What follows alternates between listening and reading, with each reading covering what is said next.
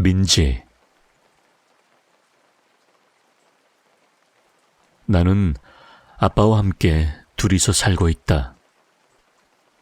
친구도 별로 없기에 빈둥빈둥 집에 틀에박혀 있던 어느 날, 평소답지 않게 늦은 밤에 한 통의 전화가 걸려온다. 전화기 속에 들려오는 남자는 아빠를 찾고 있는 듯 했다. 잘 지내십니까? 여기는 생명공학 유문연구. 다 듣기도 전에 아빠가 내 전화기를 가로채며 말했다. 아빠 일이니까 우리 딸은 얼른 차렴.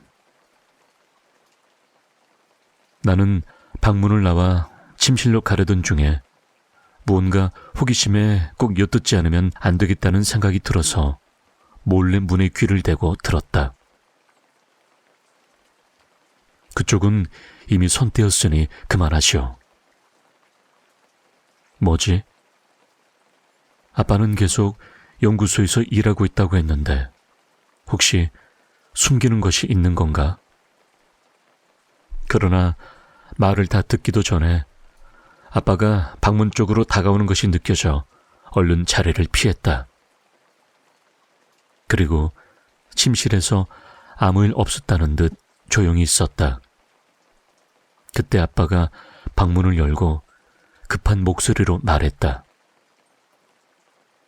나 잠시 연구소에 좀 갔다 올 테니까 자고 있어. 그리고 내가 말했다. 아빠 연구소에서 일한다면서 손 뗐다는 건 무슨 뜻이야? 아, 민지야, 그건 말이다. 아까 거기는 수년 전에 내가 일했던 곳, 지금하고는 아무 관련이 없는 곳이란다. 그리고는 아빠는 늦은 밤 그렇게 집을 나가셨다. 아빠는 평소에 항상 연구소에서 일하신다고만 했지 그 외에 대한 얘기는 한마디도 하지 않으셨다. 그래서 조금은 의심쩍은 부분이 있었는데 오늘따라 정말 이상했다. 나는 의문에 휩싸인 기분에 아빠가 나간 현관문을 쳐다봤다. 그런데 신발장 밑에 여태까지 못 보던 카드 같은 것이 떨어져 있다. 아마 아빠가 급하게 나가느라 두고 간 모양이다. 아참, 그러고 보니 아빠 방 장롱 옆에 이상한 캐비넷이 하나 있는데 내가 안에 뭐가 들었냐고 물어봤더니 그냥 아무것도 아니라고 했는데 지금 생각해보니까 그 당시 아빠의 표정은 많이 당황한 눈치였었다. 설마 이 카드가 캐비넷의 열쇠는 아니겠지? 근데 어차피 아빠도 나갔겠다. 나는 또 엄청난 호기심에 휩싸여 열어서 안을 보지 않으면 잠을 못 잘 것 같다. 어차피 몰래 보는 거니 보고서 다시 닫아놓으면 문제가 없을 것 같다. 이윽고 아빠의 방에 가서 떨리는 마음으로 캐비넷의 카드 구멍에 카드를 긁었다. 찰칵. 설마 했는데 진짜 열렸다. 그리고 그 안에는 노트북같이 생긴 작은 화면이 있다. 옆에 버튼같이 생긴 것을 누르자 전원이 켜졌다. 그 안에는 아빠의 연구 일지로 보이는 것들이 많았고 중간중간에는 멍해 있는 내 사진도 있었다. 그런데 화면 구석에 이상하게 낯설지 않은 단어의 파일이 있다. 유문. 맞다. 아까 바로 전에 전화 온 것이 유문이었을 것이다. 근데 왜 이미 관련도 없다는 곳의 파일을 왜 아직까지 가지고 있는 거지? 생각하고는 열어보았다.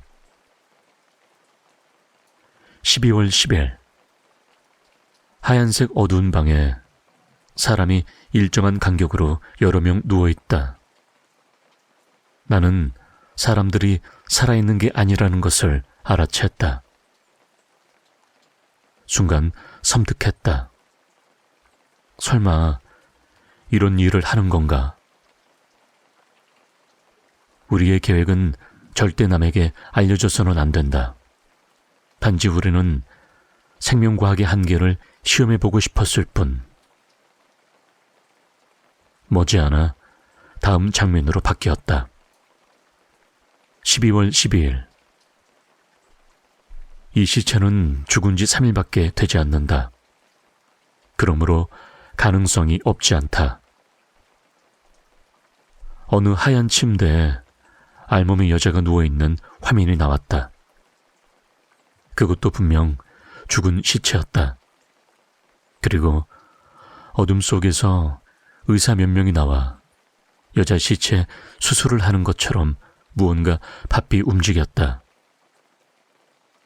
저 의사 중에는 우리 아빠가 있었고, 아빠가 이런 일을 하고 있다는 게 너무 무서워 그냥 끄려고 했지만 내 성격상 넘어갈 수 없다.